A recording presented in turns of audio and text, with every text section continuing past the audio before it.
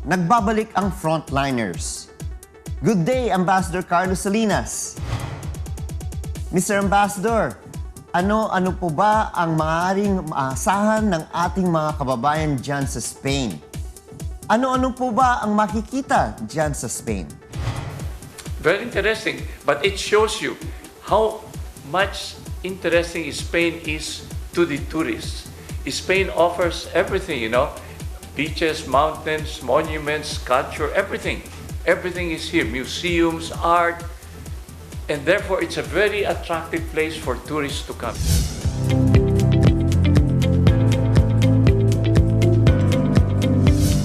Ang Spain ay may land area na 504,000 square kilometers. Ito ay binubuo ng 17 autonomous region, ang Andalusia, Aragon, Asturias, Balearic Islands, Basque Country, Canary Island, Cantabria, Castilla-La Mancha, Castilla y León, Catalonia, Extremadura, Galicia, La Rioja, Madrid, Murcia, Navarra at Valencia. Mayroon din itong 2 autonomous cities, ang Ceuta at Melilla. Ang form of government ng Spain ay tinatawag na monarchy. Pinamumunuan ito ng isang hari, si King Philip VI. Naging hari siya noong June 2014 matapos ang pamumuno ni King Juan Carlos I. Kumpara sa populasyon nito na 47 million people, higit na mas malaki ang bilang ng mga turistang bumibisita sa Spain. Marami ang ino-offer sa Spanish country para sa mga turistang dumadayo sa kanilang bansa. Nandyan ang kanilang mga historic places, architectures, at mga museums and arts. Let me say, to me, I would say, everything is nice in Spain. There is so much attraction here. Not to mention about the food. The food is something fantastic. And of course, they have the famous flamenco dances. And I'm sure you've heard about how important football is in Spain. So, and almost I can say anything that the tourist is looking for, Spain has it. Ambassador, ano po ba ang pagkakaiba ng Spanya sa iba pang European country? Well, of course, Europe, everybody's European. But each country has a culture of its own, has a tradition. Even their bures and their, the way they do things, these are the basic small differences. Language, we speak Spanish here, but in the other countries, they speak their own languages. But basically, they're all part of the EU, and therefore there are many things in common. So there are many similarities, there are some differences, but basically, it's a European continent. Sa ating pagbabalik, kakamustahin naman natin ang Philippine-Spain relations.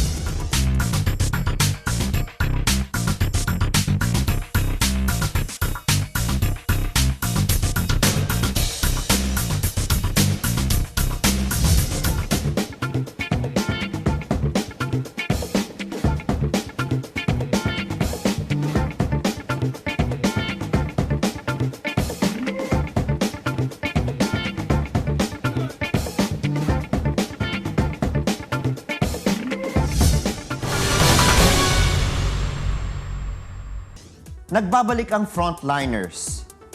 Malaki ang naging papel ng bansang Espanya sa ating bansa.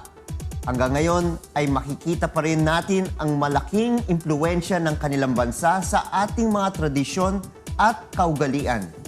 Kamusta po ngayon ang Philippine-Spain relations, Mr. Ambassador? Just for your information also, you know that in 2002, the Philippines approved a law of the friendship between Spain and the Philippines. Spain, in turn, in 2011 and 2012, the Congress of Spain approved a institutional declaration recognizing our law and creating deeper relations. Ambassador, syempre, alam naman natin na malaki ang naging papel ng Espanya sa history ng ating bansa. Pero, maaari ninyo po bang ikwento sa amin kung paano nagsimula ang relasyon ng ating bansa at ang bansang Spain?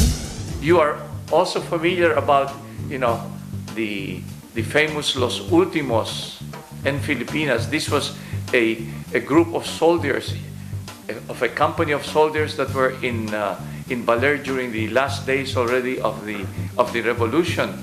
And these soldiers, at one point, took refuge in a church, the Church of Baler. And they did not know that the war already had finished.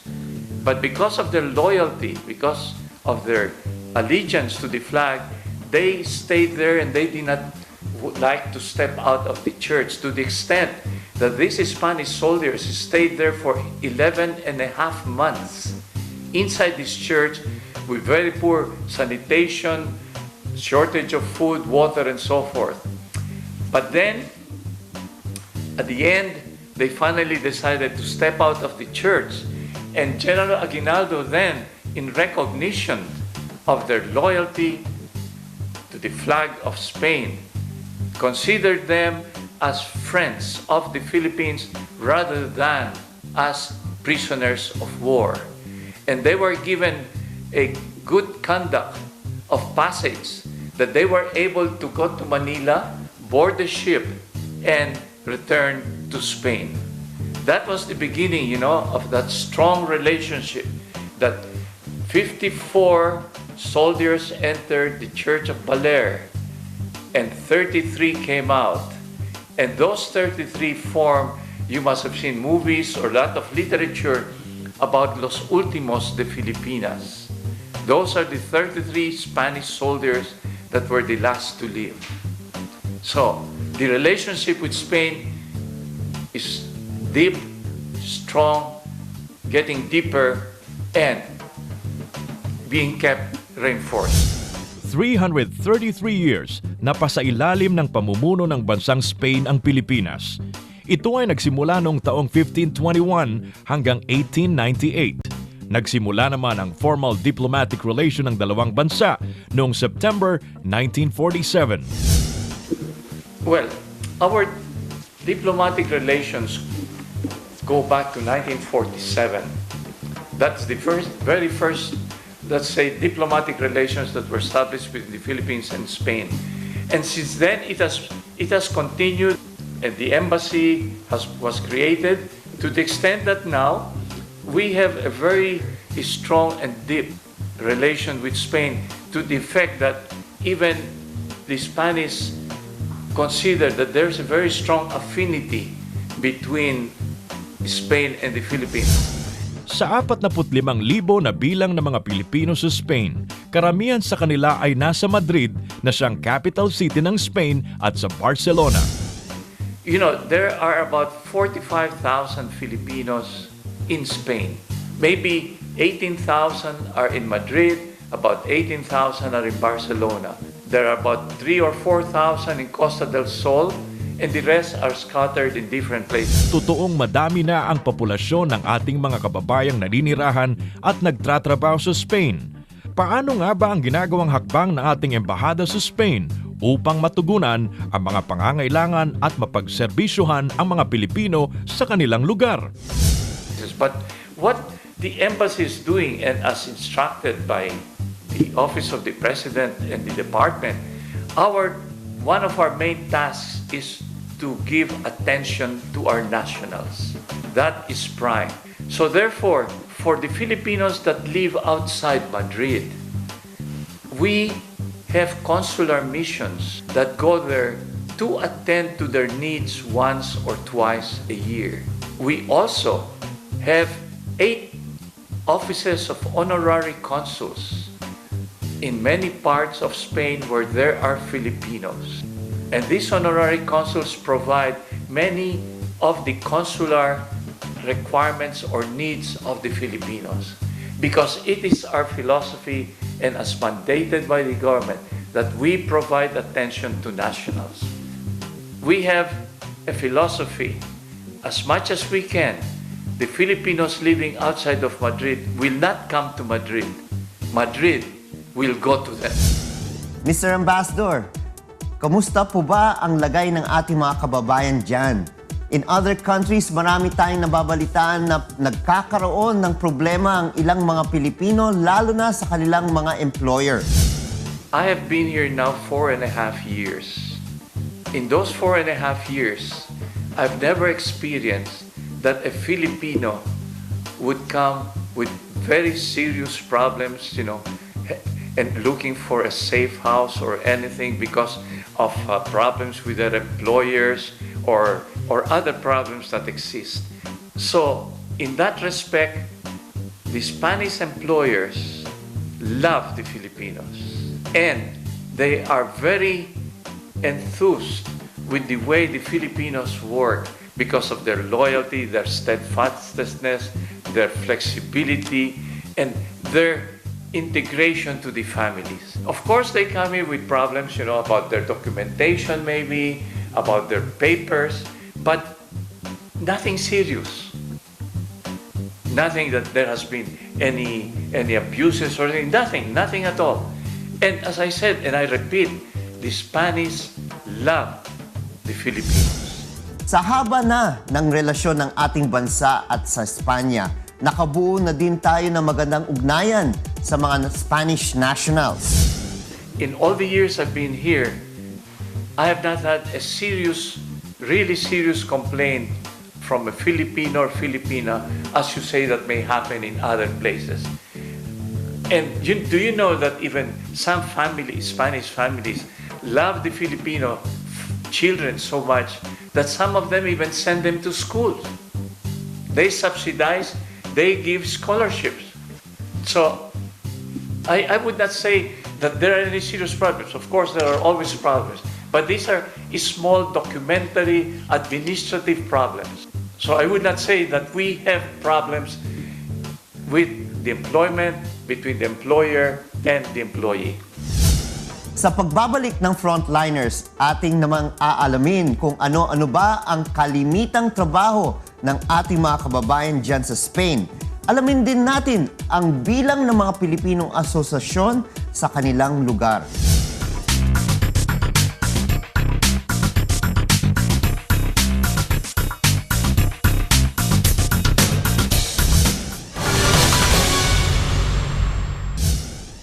Sadyang likas sa mga Pilipino ang pagiging masipag at masiyahin saan man ito mapunta. Marami sa ating mga kababayan ang nakikipagsapalaran ngayon sa Spain, nagsakripisyong mawalay sa kanilang mga mahal sa buhay upang makakita ng maganda at maayos na trabaho. We have about 45,000 Filipinos in Spain. I would say that most of them are in the service sector. They work in restaurants, they work in hotels, they work with families. That is primarily the profile of the Filipinos. Nothing wrong with the work they do. And as a matter of fact, we thank them for the sacrifice that they're doing, for being away from their families, not being able to go home for 2 years. And they're doing all this sacrifice for the sake to upgrade their families and their children. For that, we give them recognition because it's a sacrifice, and it's a sacrifice because they love their families. They go out of their way to help lift the standards of their families left in the Philippines. For that, we appreciate them and give them thanks. Mr. Ambassador, magandang balita po na nasa magandang estado at samahan ang mga Pilipino at mga Spanish dyan. Alamin lang po namin kung may mga Pilipinong nasasangkot po dyan sa isang krimen o mga Pilipinong nakakulong. We don't have the death penalty here in Spain. But one thing we have to understand, by law, if a detained person doesn't want the information to be known, we do not receive any information because that's under the human rights of everybody here. So it is when one of those who are being investigated or detained ask for our help, we immediately send a team to visit them to ask them how they are, to try to give them support, and then we keep in touch as long as they are agreeable that we are able to visit them. Insofar as your question, for what? There are many different kinds, no? It's difficult to say because many of the cases are still being investigated. But, you know, it involves a cross-section of some of the acts that are, you might say, against the law. Katulad ng ibang mga bansa, marami din ang Filipino Association sa Spain. Nangangahulugan ito ng dumadaming bilang ng mga Pilipinong naninirahan at nagtratrabaho doon. We have many associations. In Madrid alone, I think we have about 36.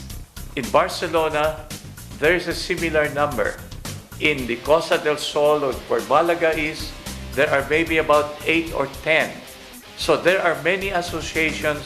Most of them are those connected with specific provinces. And it is through these associations that we do much of our cultural work. As I said earlier, talking about the overseas registration, we did a big cooperation with the associations for them to be able to motivate and convince their members to register. Whenever we have a Barrio Fiesta every June 30th, it's the associations that are in the front line organizing the whole thing. So we have a very strong cooperation with all the associations around Spain.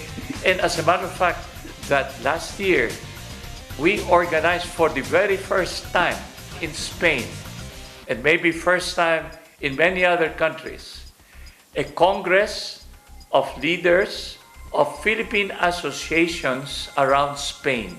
They came here for 2 days, during which time we had representatives of the Social Security System from Manila, Pag-ibig, OWA. We had lawyers to explain to them about the labor laws in Spain, about their rights, about what else they can do or should do. And it was very well accepted because now many of the other associations are asking us to bring the Congress to different parts of Spain so we can also acquaint them with what we talked about this year. Ambassador Salinas, ano po ba ang maipapayo ninyo sa mga kababayan natin nais manirahan at magtungo dyan sa Spain? To all the Filipinos who are here and those who are intending to come here, Spain and the Philippines have a very close relationship. In order to be able to expand this relationship with Spain and continue this beautiful affinity, also one suggestion is before you come here, study some Spanish, because we have many Filipinos who come to Spain and don't know how to speak Spanish. And that creates a difficulty or a constraint in their getting good jobs. So, spend 50 hours studying either on your own or at Instituto Cervantes. You know, Instituto Cervantes is going to open now an extension in Intramuros. And they have already one or will open one in Cebu. That is how much the government of Spain is trying to promote, to bring back the Spanish language to the Philippines. Thank you very much po, Mr. Ambassador Carlos Salinas, for your time. Muli, kasama ang mga nangunguna sa pakikipag-ugnayan ng bansa sa ating kapwa sa mang sulok ng mundo, anumang oras at anumang panahon. Sa pangalan po ni Kuya Daniel Razon, I am former Congressman Erin Tañada.